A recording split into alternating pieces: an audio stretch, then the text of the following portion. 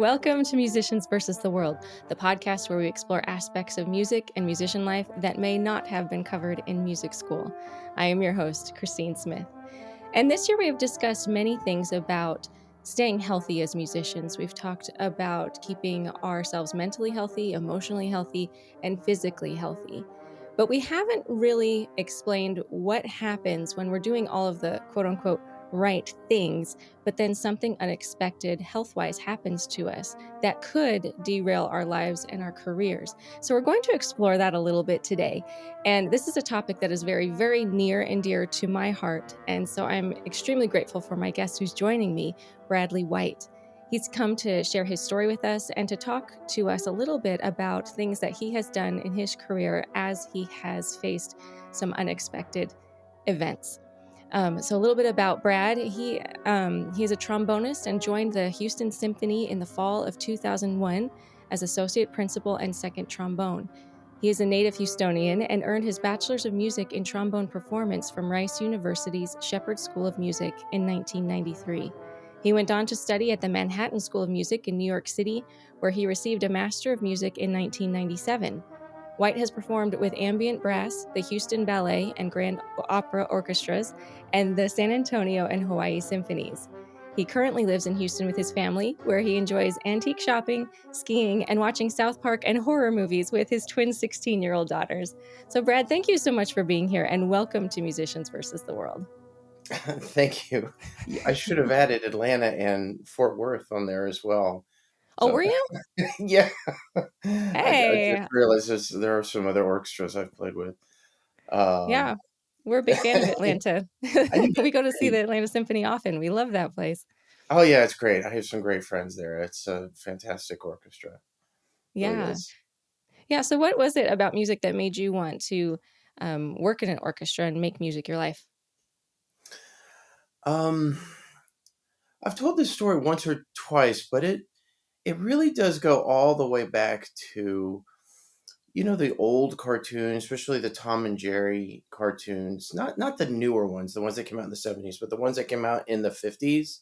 Mm-hmm. I'm forgetting who produced those, but they used a lot of great music, great Yeah. classical music, great jazz, just a lot of great music. And I didn't realize it at the time, but there was one cartoon called the Hollywood Bowl, and Hmm. and of course uh, it had to do with Tom conducting, and then of course Jerry was messing with everything. But they were playing a lot of great music, and I remember my favorite parts were actually the trombones. I didn't realize it was the trombones until literally decades later, once I had my job, playing some of the same music, some of the Strauss waltzes and such, and I'm like, it was the trombones all along. And so I've always just love the sound of an orchestra, and also watching that movie Amadeus. The his Requiem has some beautiful moments for trombone, and it's illustrated quite well in the movie. Actually, when he was singing to Salieri, and he's writing it down, and the solos and were played by the trombone as he was singing, and it just sounded absolutely beautiful. And that actually was the moment when I decided, okay, yes, I want to do this forever. But when I decided to go into band in Texas, band is a really big deal. You've probably heard that Yes. before, Yeah. and it was considered to be really cool, and I could have chosen clarinet or trombone, and for whatever reason, I was just drawn to the sound of trombone, but Yeah. I didn't realize that went back even to those old cartoons when I was a little kid. I didn't realize that until much, much later. Um, Also, I'm left-handed, and maybe I should have thought of flipping the slide the other way, because there's a lot of left-handed trombonists who actually do that. But Really? um, yeah, actually. And Huh. I was just talking with somebody the other day who's left-handed trombonist, but it's a little bit harder in the classical world because they have triggers and it's kind of hard to Yeah. reverse that. But I have spoken with people who have reversed it. It's not that hard to do. Just a little bit, probably about an hour or two of work for a technician. But so because using a slide is actually quite difficult, and Yeah, I I can sort of imagine. I sort of think I would be better at it if I had switched it to my left side, but it's too late at this point. But I loved it. I mean, when I started playing, I was somewhat obsessed. I was just practicing all the time. If we went on some sort of family vacation, I would bring my instrument with me. This was the days before we really cared about seatbelt belts very much. So I remember even practicing in the car while we were driving, like sitting in the back Really? seat and just kind of trying to get room for my slide and practicing and thinking nothing of what a disaster it would have been if we had actually gotten in a car accident. I don't even know how you fit it. You must have had a pretty big car. It was like one of those big Oldsmobiles. Those cars were pretty big, but Yeah.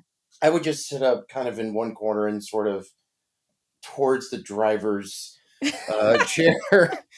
And then even in school, and I'm surprised I didn't get beat up for this, but I would be buzzing down the hallways, just sort of buzzing tunes, walking around the hall. I mean, I was very obsessed. I really loved it. And if I had friends that were also in band, I couldn't quite figure out why they weren't as obsessed as I was.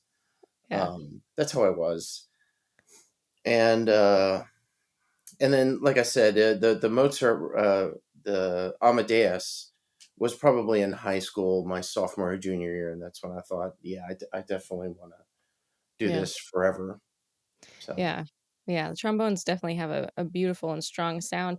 In Now I know in a marching band it has one role, but what's the trombone's role in the grand scheme of orchestras? depending on, um, and I know a lot of this just because our principal trombone was asked the same question, but in earlier music, like Beethoven or Mozart, we really weren't used in the orchestra very much at all, but we were viewed more in a sacred light because our instrument, the tessitura, it's more like the human voice. And so sometimes composers would bring us in late in a piece because they thought of us as being sacred, and sometimes even the voice of angels. And so that's why there's a lot of pieces. Beethoven is known for this. Brahms would do this, where they would save us to the last movement, because they just thought we brought something special. Um, and that was, before we sort of had a reputation for being a bit ruckus or maybe playing too loud. I think the instruments, not, I don't think, I know the instruments were smaller then. And as time went on, especially with Strauss and some of these bigger works, Mahler, the instruments got bigger. Um, and then trombone started getting to where they really enjoyed playing really, really, really loud, but that really wasn't our place for a really long time.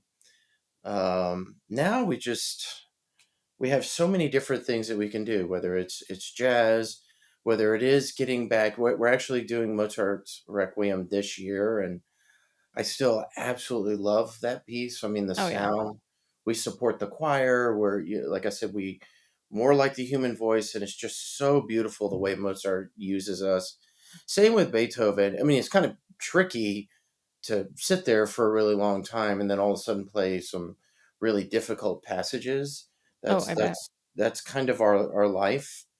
The horns and the trumpets, they're just playing solos all the time. Just they're in the spotlight all the time. But we have the unique challenge of sitting there and then sometimes having to come in pretty cold on some really difficult passages. Brahms one is a case of that. I don't know if you know that chorale in the last movement, Mhm. but we're playing that after having sat there for 3 movements. And then we play a few notes, and then we play that really difficult chorale. So that chorale actually scares a lot of principal trombonists. Oh, I can So, imagine. yeah. I just do it on alto trombone. It's a lot easier, and actually it has a really nice sort of clear, beautiful sound. So, I Mhm. just do it on alto. It makes it easier. So, What's um, something that composers do that make you really excited when you like I'm sure you play some now more modern or living composers. Is there anything that makes you really excited when you look at a score? Just you can't wait to play I would say just having us play. it? Just use us. Yes, exactly. Because truly, the trumpets and the horns are used constantly. They really are, and a lot of times we end up sitting around. Part of that is because we have a slide and they have valves, and most composers think that we can't play the same technical things, that maybe we have a bit more trouble. But that's not really true. I mean, the industry has really been pushing the bounds of technique with trombone in some pretty crazy ways. I mean, even when I was a kid, thinking of a trombone player playing like the Carnival of Venice, the famous cornet solo, I I would have thought that would be impossible. That would never be something done by a trombone. But people do it now. People play those kinds of pieces. So I just love it when they use us, and that's what makes me excited. And even and especially if it's something even really technical, but then it's also got some lyrical things in there. That's great. So we're not sitting around. That's my favorite part. Is just not sitting. Get Actually tired of playing. counting measures after a while, Yes, I'm sure. yes, like actually playing. Yeah. So, and don't overuse glisses. Yes, we can do it, but That's not all you can do. yes, it's not all we can do. Although Bartok does it pretty well in Miraculous Mandarin, but sometimes people can get a little bit silly with that. So Well, I would love to hear about your story about Bell's palsy and how this completely kind of changed everything in your career for a while. Would you mind just jumping in and telling us everything about that? yeah, I had never heard of it before, but I still remember something like that happens very, very quickly. And I remember for me, my whole life, we all have strengths and weaknesses. And one of my strengths has always been a strength is high register. That's always just been something I didn't really have to practice very much. It just worked. And I remember I had an earache or what I thought was an earache. My ear was really hurting. I even went to the doctor and they said, you have an ear infection. Here's some antibiotics. And I remember just a few days later, this was on a Wednesday, and I just remember thinking that my trombone playing felt a little strange. I couldn't quite put my finger on it, but playing up high was just maybe slightly harder than usual. And we were doing Brahms 4 that has that nice little again last movement, and beautiful chorale in the last movement. And I remember I was also playing a quintet gig, and after the rehearsal on Friday, that's when I really started to notice that my high register just wasn't working. And so for the first time in a really long time, I remember devoting the whole practice session just to high register.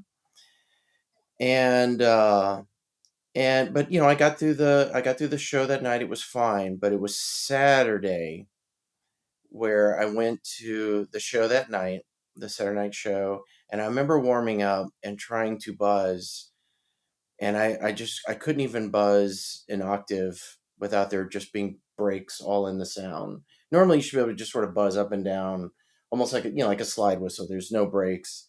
You're just sliding up and down the registers, and it just wasn't working at all. And it was so bad. I told Alan. I said, "Hey, when we get to that chorale in the last movement and I'm just sounds like I'm being a complete idiot, just ignore me, but something's going on and I don't know what it is." So for the first 3 movements, we just sit there because we don't play, and I noticed that my right eye was starting to not shut. like my left eye. And so I was trying to decide, am I having a stroke on stage? Like, Yeah. Oh my should goodness. should I leave the stage? Yeah. Like, or should I not? And of course, you don't know what to do, so you do nothing. But I was experimenting with shutting my eye, and I was like, okay, yeah, I can shut my left eye, I can shut it really tightly, and my right eye, I can't. It's like Wow. I can barely shut it, but that's it.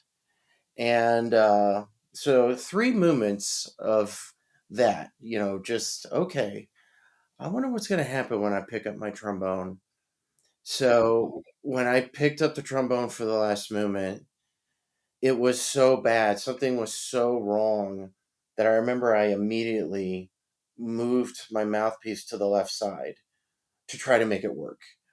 And luckily we get to play a few notes before that big chorale that we have.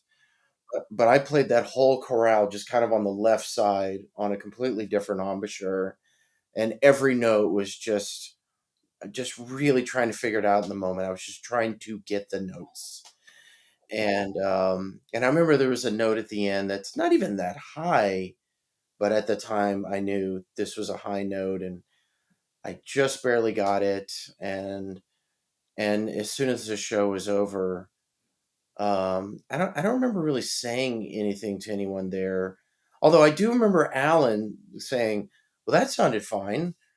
And I kind of laughed because I was like, "Well, I'm glad I fooled you, but yeah, that was a nightmare." And so on the way home, I called a friend, and he said, "That sounds like a Bell's palsy. You should go to the emergency room right now." So I went to the emergency room, and as soon as I walked up to the triage nurse, she looked up at me. She says, "Okay, you're having a Bell's palsy." It was already that bad, Wow. Just from looking and at you. Yeah. yes, it was just happening so fast. And they gave me steroids and antivirals, all the good stuff. And I didn't try to play that night, but I did come home and I woke up my wife and I said, I think something really bad is happening. And then the next time I tried to play the trombone, nothing came out. I could not produce a single note. And so I went to where it was completely paralyzed. So this side of my face was completely paralyzed, which means you can't blink your eye at all. And so that becomes dangerous because you really do need to keep moisturizing your cornea. If it dries out, you could really you could go blind in that eye, need a corneal transplant. And so right away, I was given something called Lacrolube, which is basically how thick Neosporin is, right? So if you just think of putting Neosporin in your eye, that's what I had to do. And uh, and it stayed that way for 3 months. Oh my So that goodness. is, and when I say 3 months, I don't mean at the end of 3 months it was kind of back to normal. I mean at 3 months, it was the first time that there was this tiny little twitch, which meant something. The lights were starting to kind of come back on. So it was 100% Wow. paralyzed for 3 months, which means I was effectively blind in that eye for 3 months as well because I had to keep that ointment in there. So that And whole side of your face was just completely is that what Bell's palsy is? It's paralysis? yes, it's a palsy, I guess, is basically just damage to a nerve, Oh, and okay. it doesn't necessarily have to be paralyzed, but it's damage to the nerve. I don't know how significant it has to be, but it's what happened though is that just about everybody has the cold sore virus. Some people, I remember having a discussion with a friend. He's like, "Well, I've never had a cold sore." And I'm like, "That doesn't mean you don't have it." And he's like, "Well, I've never had any sort of cold sore, so I'm not sure that I have it." I'm like, "Yeah, something like 85% people have it." You probably, and one day he got sick and had an explosion of cold sores on the Oh, inside of his mouth. Oh, just, it was really bad. oh, yeah. So what happens is sometimes, you know, the oral cavity here goes all the way up to your ear, and so that virus can get up to that up to your ear. And when I was feeling that pain, what I thought was an earache, it was an attack by that virus. And the seventh facial nerve travels through a tiny little opening in bone right there, and so it's close enough to all the sinuses, the sinus cavities, that it can travel and get to that nerve and attack it. And so that's what was happening. And then, of course, if that bone opening was really big, it probably wouldn't have been a problem. But what happens is it starts swelling up, and then the bone won't let it swell beyond a certain point. So then it starts damaging itself because it keeps swelling. And sometimes it even gets to your brain. So I remember anybody who's gone through this, they've had a brain scan just to make sure it's not headed to your brain. Although, uh, like with a lot of scans, I'm not sure why they do that, because there's nothing they would do differently other than give you steroids and antivirals. They can't, I don't think they actually ever take a part of your skull off or something. But if it does get to your brain, it can do some pretty serious damage where it changes your personality, it affects your memory. It can get pretty serious pretty fast, but luckily it was just the ear and the paralysis. And but what is typical, though, and I was told this right from the beginning, is that usually people fully recover within about 2 weeks. And so, oh yeah, you'll be playing in 2 weeks at the most, really. So when I was still paralyzed after 3 months, I wasn't quite sure what to think, other than I knew this was a really bad case. And and I still couldn't play the instrument, really do anything. And it was about 8 months before I started playing. 8 months. Yeah, it was about, and that's when I at that point it's like I could play, but it was still so messed up that I sort of made this calculated decision about, should I basically relearn on a face that's still healing and still really messed up, or should I wait for it to heal more? And I think at 8 months, I just sort of figured out or decided, it's not healing anymore. This is probably about as good as it's going to get. So that's why I started playing at 8 months. And then it was about 13 months total, a little bit over a year before I decided to go back to the orchestra. I probably should have waited quite a few more months, but the first couple of months were basically terrifying and sort of just felt like survival. And and that it sounds terrible to say this, but I mean that lasted years. Really, it was really years.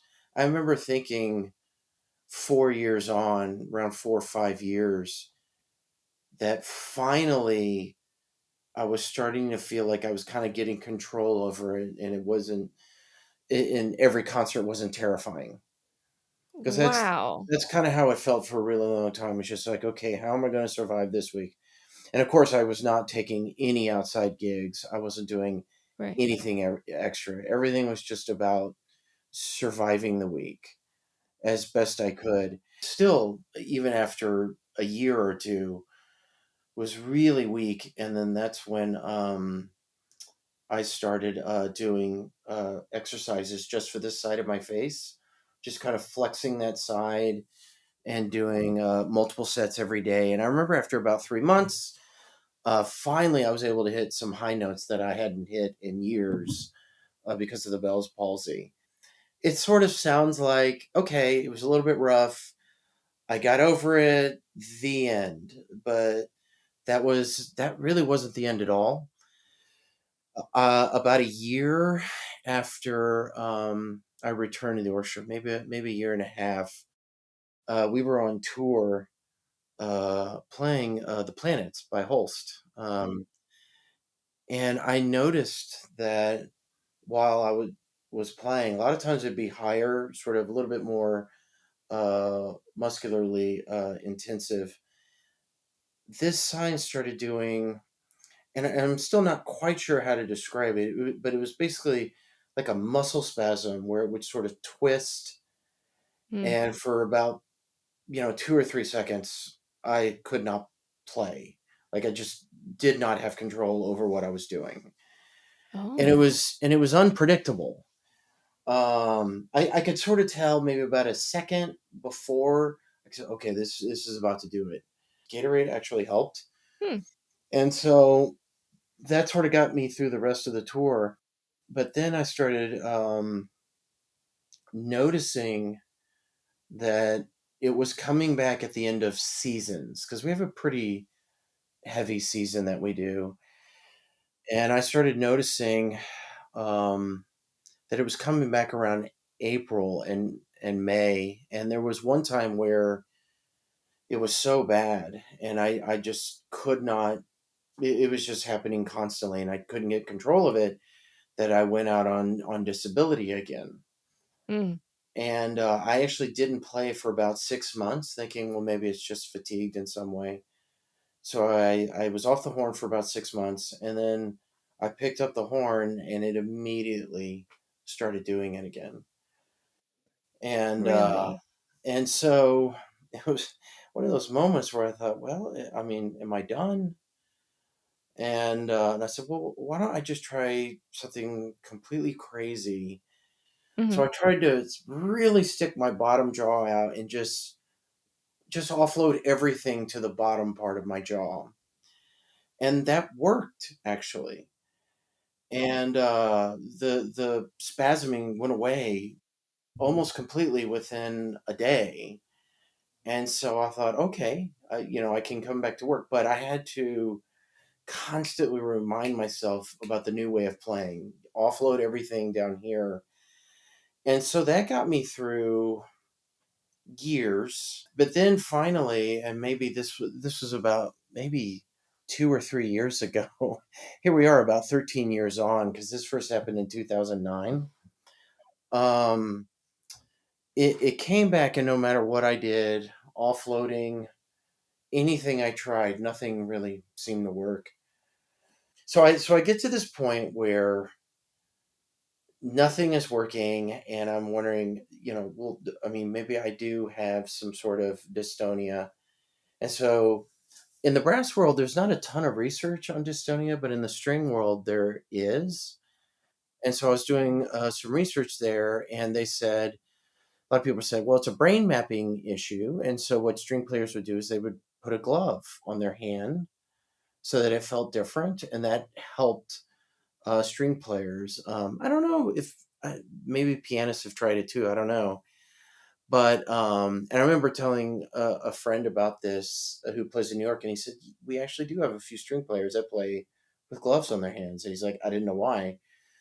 So I thought, well, how can I do that, simulate that? So I decided to put tape on my face, and Really? yeah, just tape like right here, and it fixed it almost immediately. And Wow. still not completely sure. I So what I'm sort of leaving out of this story is I cannot tell you how many doctors I went to, whether it was plastic surgeons that knew a lot about facial muscles, or neurologists that have specialties in dystonias and brass playing and embouchures, and they all just did not know what was going on. And they would say that. They would say, we don't know.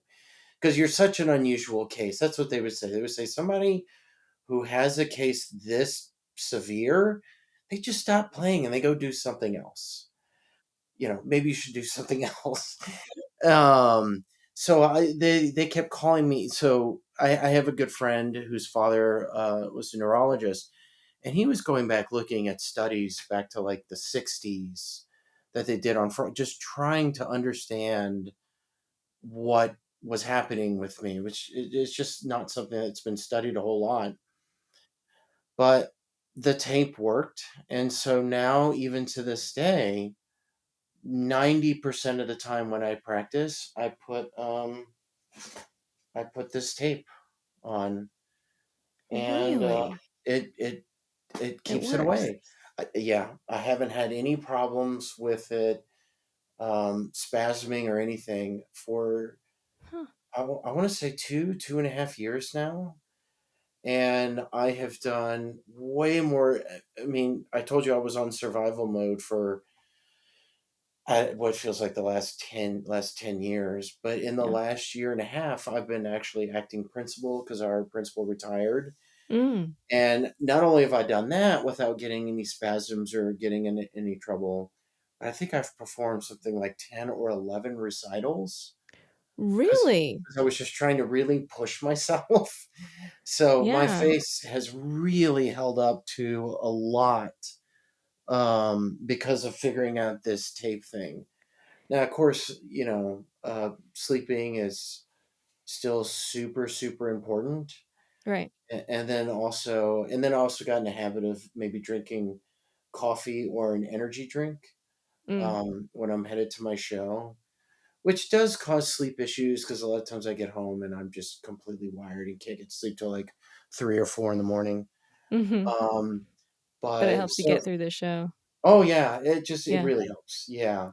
So that must have been what was going through your head as you, like, try this, "Okay, I'll just try putting tape on my face," and it works. That must have just been so mind-boggling. It felt sort of crazy. I'm like, I mean, and it was duct tape too, which that was fun pulling Oh. off. So I stopped using duct tape after a few days, Yeah, but yeah.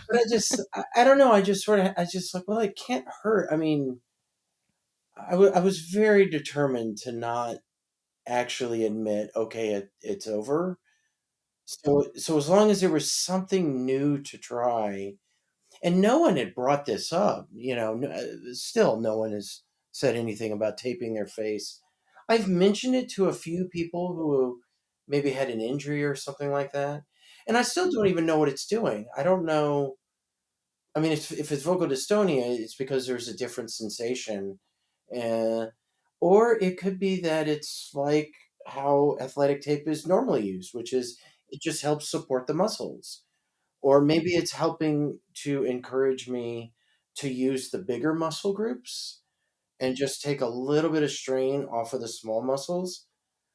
But it's interesting, I mean, because I don't know if you've ever had an injury and used athletic tape, but a lot of times you think, "Is this doing anything? Because it still really hurts, right?"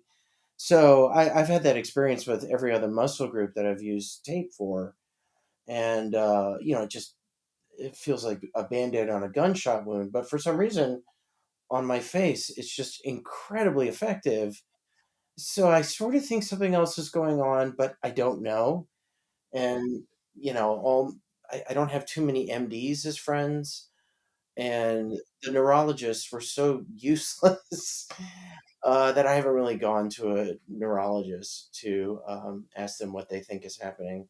I know it S works. yeah, so you go with it because it's working. Yeah. So So what was it that kept you going? I mean, we're 13 years on, and you're still discovering things that work for you. Was there ever a point where you thought, "Maybe I should just" I mean, you said so. You said that there was a point where you were questioning it, but was there ever a point where you were, like, wanting to give up and just changing careers at all? no, no. There was only one point where I thought I might be forced, but it was exactly that. I was going to have to just absolutely be forced. And the only way that I would be forced is if I were fired. So you feel like you've been supported with your job and symphony and your fellow trombonists? Yeah, I mean, management especially, they were fantastic. The it's funny for musicians, it's kind of an odd thing because for somebody that's in management, it's not a nightmare to see what was happening to me because if they got Bell's palsy, it wouldn't like in their career or in their job or Right. anything.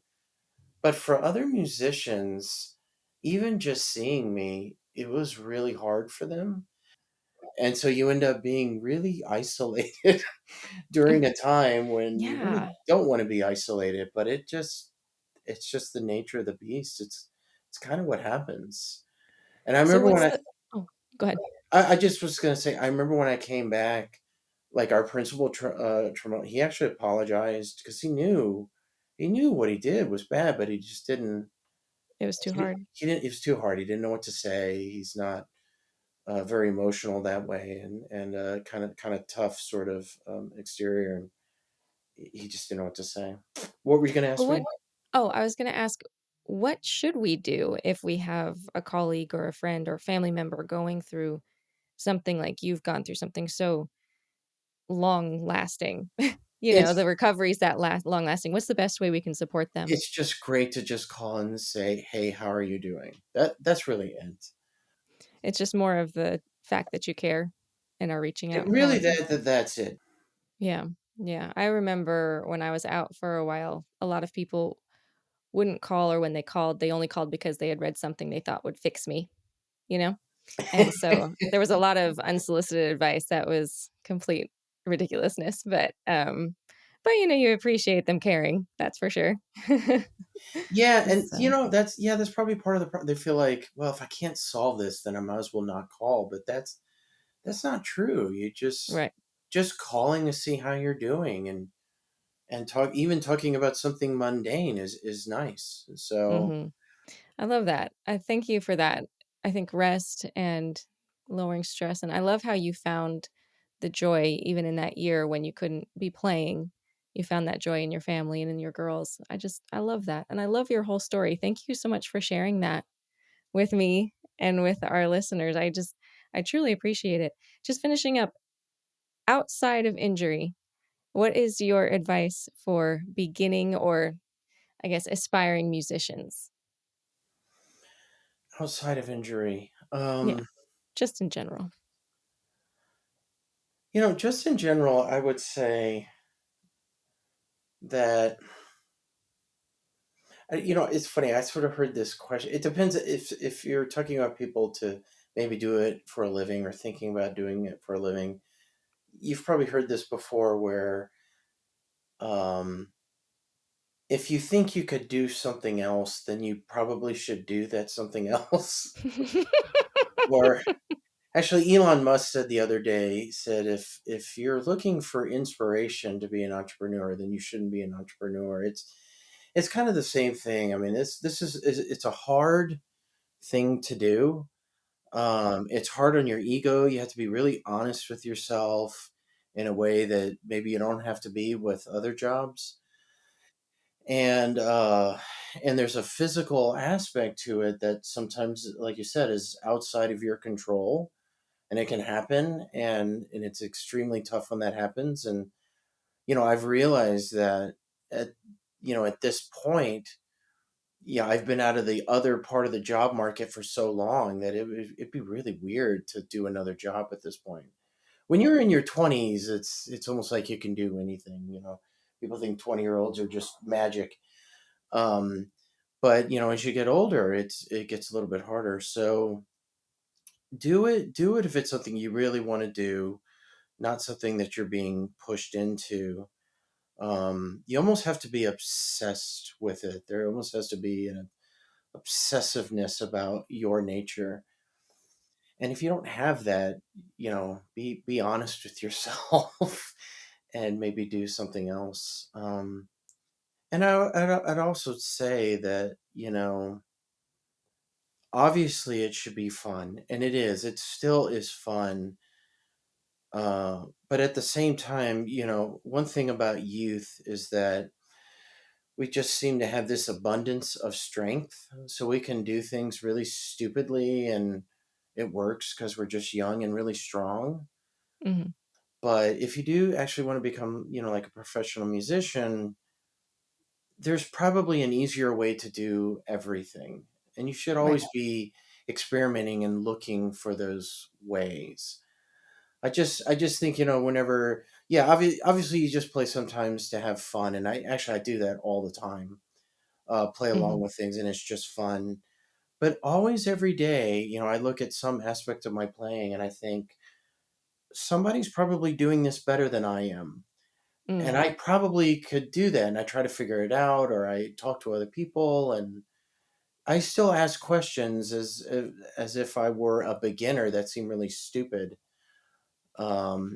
because I'm just, I'm now a real advocate for efficiency and just doing things in a really smart way, especially for people who have torn muscles or had those kinds of overuse injuries. Overuse injuries are pretty common, Yeah. So I'm still you're asking me sort of in general, but I notice I'm still sort of coming at it from a No, it's don't good. get hurt kind of Don't thing. get hurt. I love it.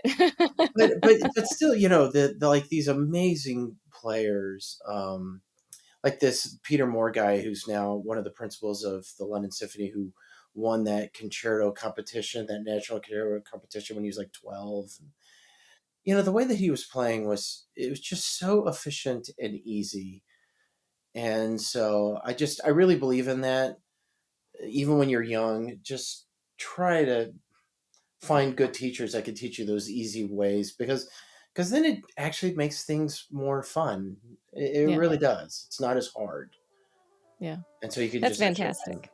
Yeah. Yeah, I love it.